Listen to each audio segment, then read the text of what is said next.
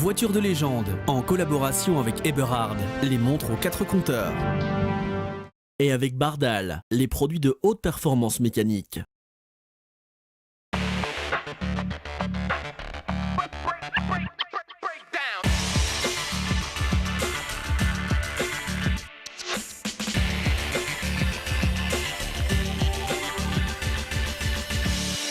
Bienvenue dans Voiture de légende pour cette émission spéciale consacrée à BMA, Bernard Münster Autosport. C'est un de nos préparateurs spécialisés notamment dans ces grandes épreuves historiques qui nous tiennent à cœur. On va donc aborder des sujets d'actualité avec le l'East African Safari qui est au programme de la fin du mois de novembre avec des Porsche 911 notamment et puis d'autres anniversaires glorieux, les 100 ans d'Aston Martin par exemple, ou encore un premier sujet qui nous emmène sur d'autres genres de pistes avec une autre voiture de légende, plus originale peut-être, c'est la fameuse Méhari. Les 45 ans de la Méhari, c'était en mai 68 que la Méhari a été présentée. Elle était évidemment symbole de liberté, d'insouciance, comme on pouvait en rêver à l'époque.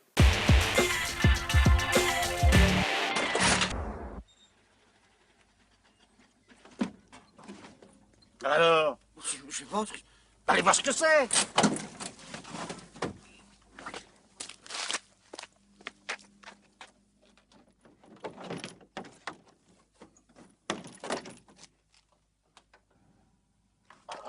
Je comprends rien, chef, tout est normal.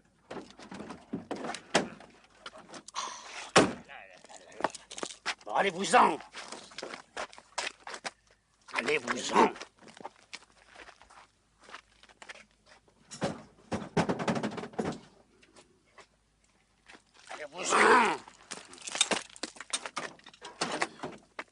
Allez-vous-en. Aïe! Là!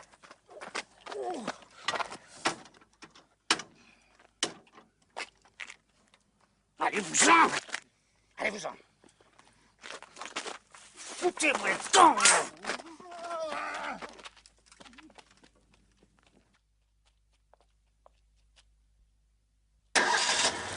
Et voilà! Ah là là là là là!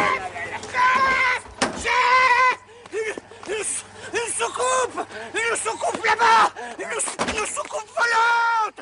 Je l'ai vue, elle était là-bas! Elle était là comme ça! Et puis elle s'est... Paf! Elle s'est envolée! Je l'ai vue, elle était comme ça, mon vieux! Comme ça, elle était... Je l'ai vue! Là-bas! Elle était là-bas! Là-bas, je l'ai vue, la soucoupe, chef! C'est une soucoupe volante! Elle était énorme, elle était comme ça! Je sais pas! Je l'ai vue! Oui! Non, ça va, je l'ai vue! Elle était là! Elle était belle! Elle était comme ça, je l'ai vue!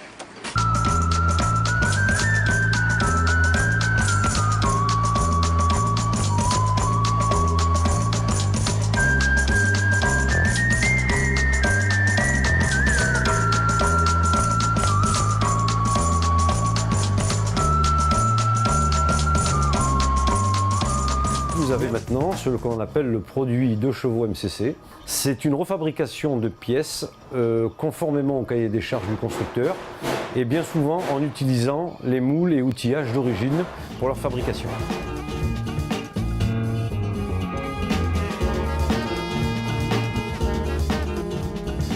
C'est des machines qui ont quand même une cinquantaine d'années, qui aujourd'hui fonctionnent toujours, qui sont prêtes à être démontées.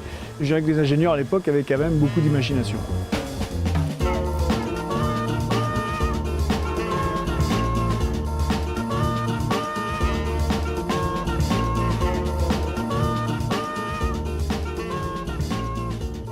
On est dans l'obligation de respecter la grosseur du tube, l'épaisseur du tube, la matière. Donc on reste bien sûr à l'identique de ce qui se faisait dans les années 69. Donc on a ce poste-là qui est un exemple typique de la fabrication des pare-chocs de Méhari. Donc on lance toujours des séries de 400 pare-chocs avant, 400 pare-chocs arrière, ce qui nous permet d'avoir de très bons prix, d'être compétitifs, de faciliter la fabrication, les traitements et tout ce qui s'ensuit derrière. À chaque fois qu'on est embêté sur un produit, on prend en main, on est capable de recréer la pièce s'il le faut. Si on ne se débrouillait pas tout seul à le faire, ça coûterait aujourd'hui une fortune, ou alors il faudrait avoir des stocks énormes. Chacun de ces produits est suivi par le service qualité Citroën. Si ces pièces gardent l'appellation pièces d'origine, c'est qu'elles sont conformes à la fabrication d'origine et c'est que bien entendu on utilise des matériaux nobles et de qualité pour leur construction.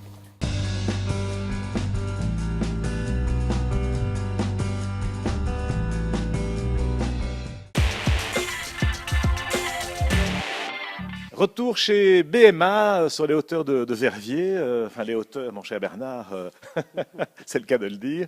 Bernard Münster, alors vous êtes un grand passionné, vous êtes toujours un grand pilote, un rallyman, un grand pilote par la taille mais aussi par le coup de volant. Et puis expliquez-nous un peu comment votre passion et votre vocation s'est développée en profession, en business maintenant. Oh, il y a déjà très longtemps de ça. Je crois que j'ai été d'abord pilote un peu semi-professionnel et puis pendant quelques années professionnel. Et puis à la fin de carrière, à la fin des années, je dirais, les années 90, là il y a eu la récession, les lois anti-tabac et tout ça. Donc ça a été un peu plus difficile et je me suis reconverti.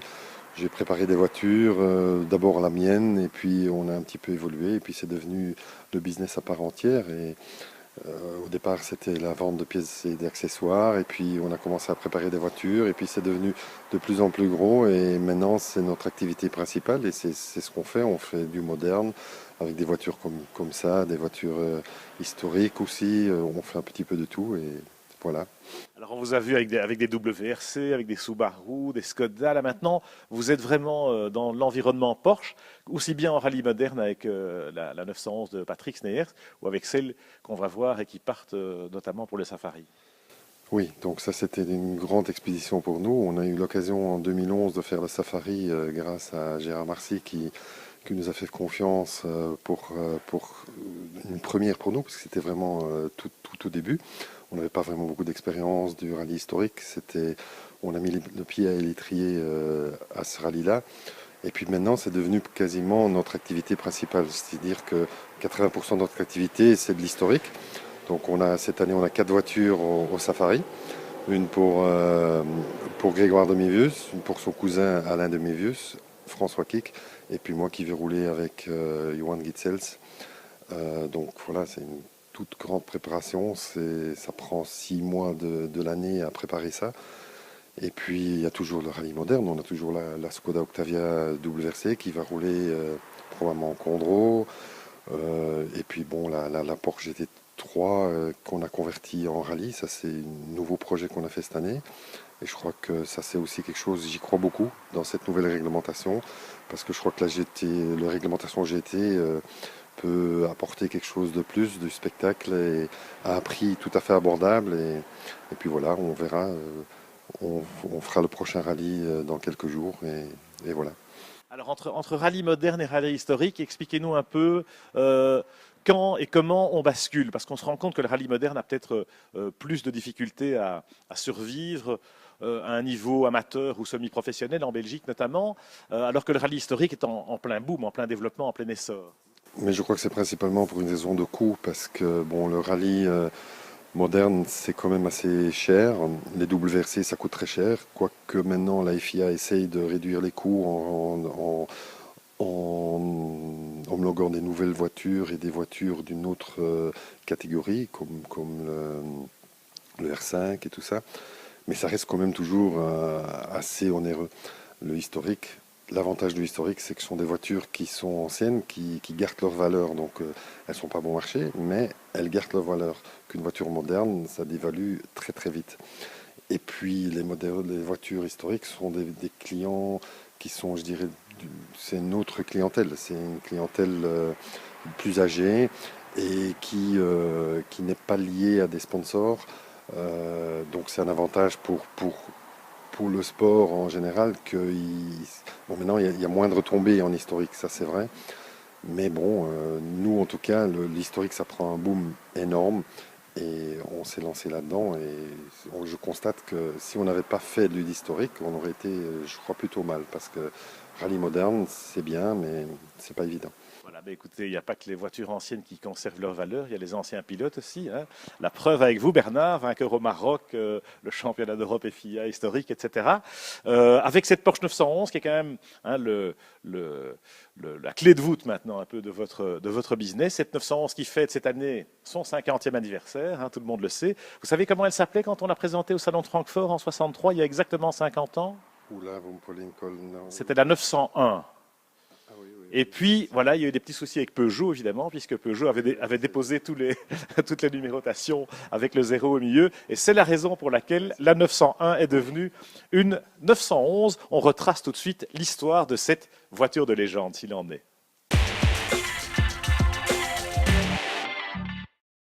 Le premier prototype de Porsche 911 est produit en 1959. Cette étude de style, connue sous le nom de projet T7, est esthétiquement très proche de la Porsche 356. En effet, la nouvelle Porsche doit être plus performante, plus spacieuse et plus confortable que la vieillissante 356. Ce projet constitue un véritable défi à relever pour les ingénieurs de la firme de Stuttgart, bien plus souvent habitués à optimiser les modèles existants que de créer de toutes pièces.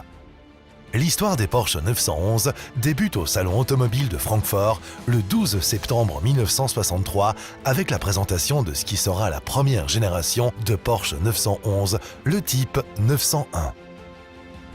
Elle aurait dû se nommer uniquement Porsche 901, cependant le constructeur français Peugeot a déposé l'exclusivité des noms de domaine automobile de 3 chiffres avec un 0 au milieu. Porsche décide alors le 10 novembre 1964 de remplacer le 0 par le chiffre qui succède, à savoir le 1. La commercialisation de la première génération commence en 1963. Elle est alors la première intégralement conçue par la firme de Stuttgart. Près de 50 ans plus tard, le modèle phare de Porsche en conserve les traits et le nom. Il existe en effet une quinzaine de modèles différents de la Porsche 911. Les anciens modèles font aujourd'hui partie des voitures de sport les plus recherchées par les collectionneurs. Dès son lancement, le succès est au rendez-vous et la 911 remporte de nombreux succès en course automobile. Au fil des années, Porsche améliore le modèle et les 911 successives seront tout à la pointe de la technologie de leur époque. Chaque nouveau modèle créé de la 911 est plus puissant que le précédent. Porsche lance en 1972 la 911 2,7 litres Carrera RS, nommée comme la 356 d'après la course Carrera Panamérica, et RS pour Rennsport, une 911 dotée d'un plus gros moteur et allégée. Suite à une nouvelle réglementation sportive, elle est produite à 500 exemplaires afin d'obtenir une homologation pour la compétition, mais en réponse aux importantes ventes, la production est étendue à 1000 exemplaires, puis finalement à 1590. Elle est dotée d'un moteur Boxer 6 cylindres de 2,7 litres de 210 chevaux. Elle a participé à de nombreuses compétitions et reste le modèle emblématique de la 911 qui est considérée comme la voiture sportive par excellence. À cette époque, la direction voulait mettre un terme à la 911 et privilégier les autres modèles de la marque. Cependant, la 911 va connaître un renouveau, forcé par l'attachement des clients pour ce modèle mythique. La 911 993 est la 4e génération de Porsche 911. C'est la dernière version de la série 911 à posséder le moteur Boxer dans sa configuration d'origine, c'est-à-dire avec un refroidissement à air. Il sera désormais associé à une boîte de vitesse à 6 rapports. De nombreux perfectionnements électroniques apparaissent également, aussi bien en ce qui concerne la gestion du moteur que les aides à la sécurité active comme l'antipatinage. Cette série de la 911 est officiellement présentée au public le 9 novembre 1993, le département marketing n'ayant visiblement pas choisi cette date au hasard. À cette période, le succès de ce modèle est vital pour Porsche, car ce sera pratiquement sa seule voiture à la vente pendant 4 ans. La 911, dans la version de type 997 et 991, est toujours produite et vendue. L'architecture du moteur est restée inchangée jusqu'à aujourd'hui. Il s'agit du légendaire 6 cylindres à plat disposé en porte-à-faux arrière. Pour fêter les 50 ans de la 911, Porsche a dévoilé le 4 juin 2013 une version 50th Anniversary Edition dont la série est limitée à 1963 exemplaires en hommage à l'année de sa présentation.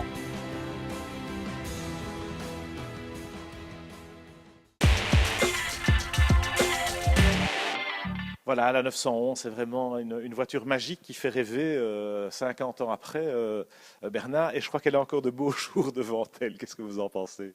Ah, tout à fait, c'est vraiment une voiture mythique. Je crois que c'est aussi une des raisons pourquoi ça a tellement de succès en rallye historique. Quand on voit déjà rien qu'au rallye du Safari, je crois que presque la moitié du plateau, ce sont des 911. Pas tout à fait, il y a 60 voitures engagées, je crois qu'il doit y en avoir 28 ou quelque chose comme ça.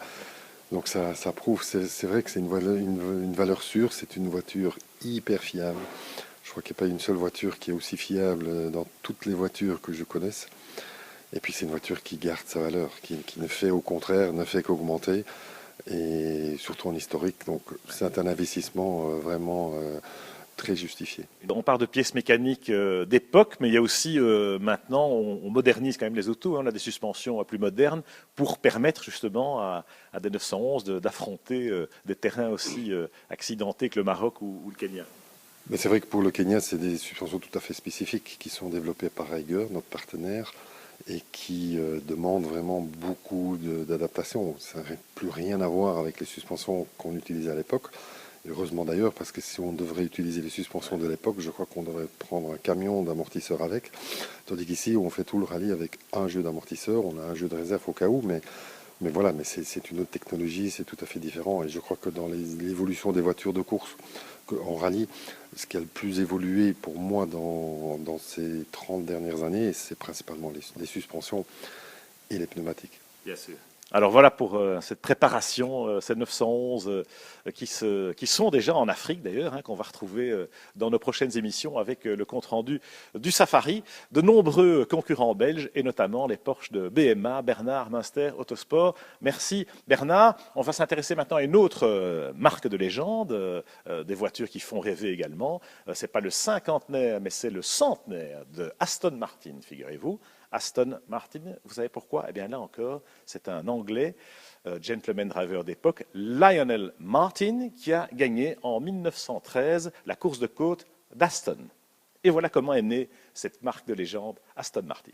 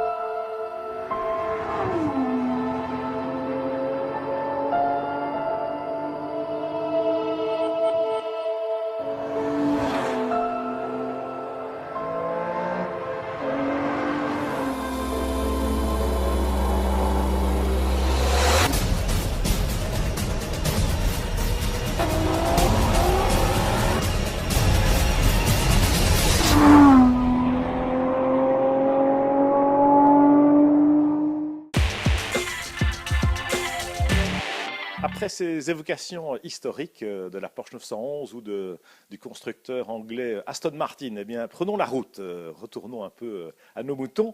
En Italie, depuis le départ de Mantoue, le Grand Premio Nuvolari qui nous emmène sur les plus beaux circuits italiens d'Imola à Monza.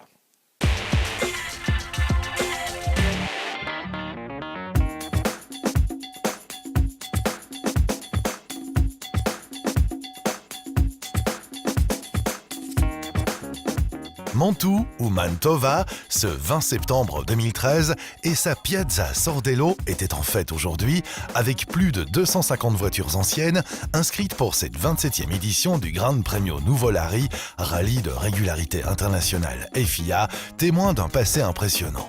C'est par le traditionnel rassemblement des véhicules d'avant-guerre, comme à l'image de cette Bugatti 35A de 1926, ou comme ceux d'après-guerre avec cette Porsche 356 de 1955 d'un équipage belge, qui était présente pour leur contrôle technique, qu'ils débutaient ainsi la journée. Le rallye est une véritable concentration des véhicules, tous plus beaux que les autres, que vous découvrez à l'image. Une Bentley 3L de 1923, la Fiat 501 SS de 1924, avec une année de plus, cette Bugatti 35 Grand Prix, une autre Bugatti type 40 de 1927, la même année et une Humber 2055, une Alvis Speed 20A de 1932, une Lagonda W24 Tourer de 32 et la toute belle Lagonda Le Mans 35 Spécial de 1934. Elles étaient visibles en cette belle journée de septembre au départ de la Piazza Sordello et ce, en présence des autorités des villes du rallye. La célèbre course de voitures anciennes et particulièrement historique était organisée par le Mantova Corset, l'ACI Mantoue et le musée Tasio Nuvolari et a attiré un nombre important de participants, non seulement des pilotes italiens, mais aussi des équipes internationales. Pas moins de 18 nationalités étaient présentes pour cette épreuve. Après avoir quitté Piazza Sordello, les voitures sont parties de Mantoue et vont désormais voyager à travers l'Emilia-Romagna avec des escales sur les circuits de Modena et Imola. C'est également sur ces circuits que se déroulaient les épreuves chronométrées. Elles se jouaient au millième de seconde au regard de la courte distance et de sa vitesse imposée. Épreuves particulièrement difficiles qui sont la spécialité des pilotes et copilotes italiens. Ces voitures de légende étaient attendues le soir à Milano Maritima, puis à Rimini, où ils allaient passer la nuit. Un nouvel ajout de surprise était une visite au château de Panzano, dans la municipalité de Castelfranco Emilia, la propriété de la voiture classique bien connue et moto de collection Mario Righini. Les concurrents ont emprunté les routes, parfois sinueuses et rapides, dans la région du centre de l'Italie, remplies d'un parfum d'automne, sous un soleil radieux, après un passage obligé sur le circuit de Misano, pour arriver au terme de ce second jour sur la Piazza Fellini de cette cité balnéaire, ville natale du célèbre réalisateur Federico Fellini. Les pilotes se doivent de relever le défi sur un parcours magnifique à travers l'Ombrie et la Toscane, y compris un passage à Sienne et à Arezzo, sans oublier les paramètres des vues inoubliables de la Piazza del Campo et de la Piazza Grande.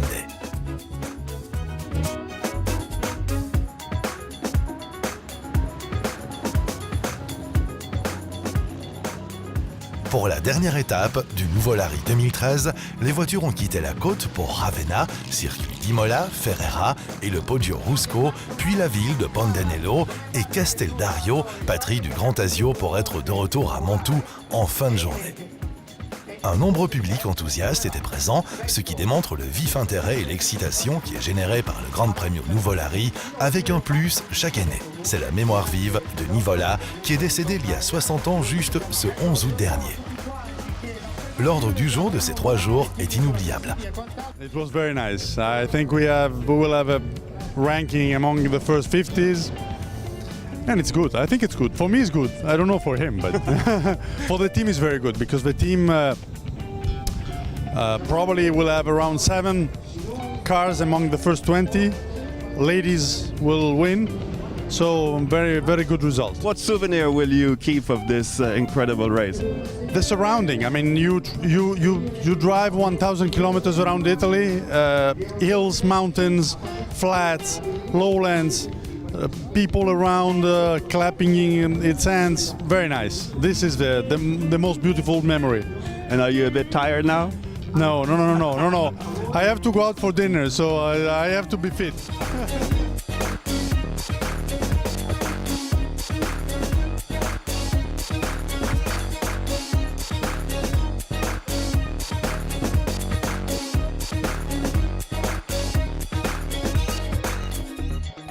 Le soutien d'un réseau de partenaires prestigieux a de nouveau été présent pour cette édition.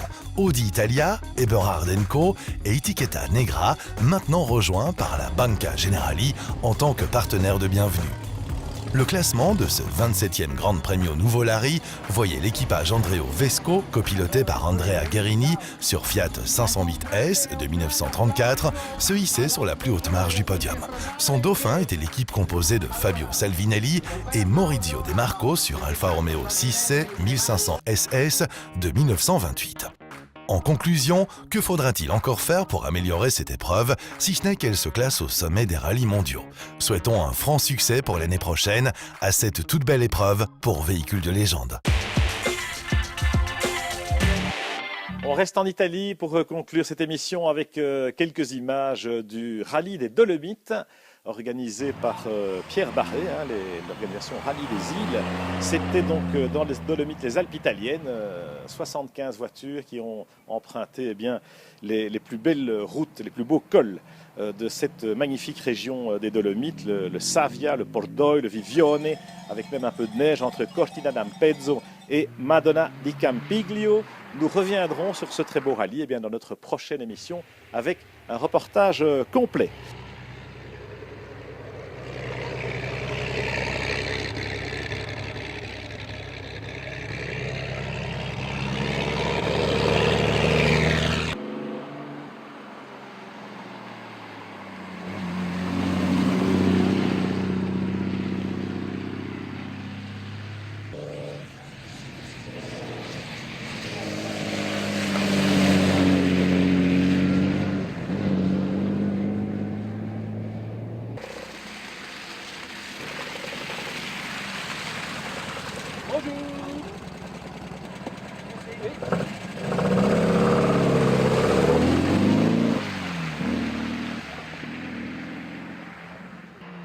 L'agenda des semaines à venir est assez chargé avec par exemple le 20 octobre le Star Rally Télévis organisé par Willy Braillard et Patrick Grosjean pour la bonne cause comme chacun sait.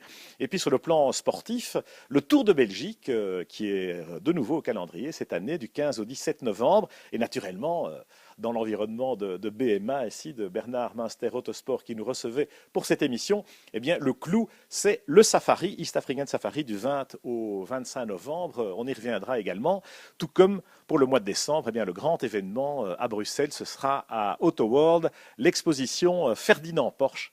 On aura certainement l'occasion d'en reparler et on y sera également. D'ici là, portez-vous bien et bonne route.